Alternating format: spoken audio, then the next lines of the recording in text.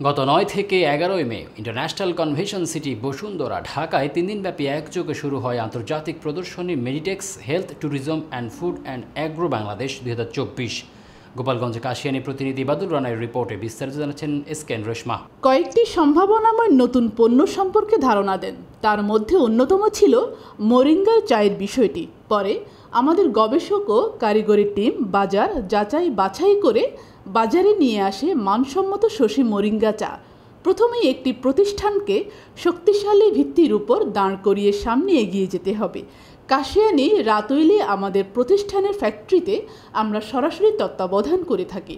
বিশেষত মান নিয়ন্ত্রণ, গুণগত বিষয়, কাঁচামালের পুরো প্রক্রিয়াতে বিন্দু পরিমাণে ছাড় দেওয়ার কোনো মানসিকতা নেই।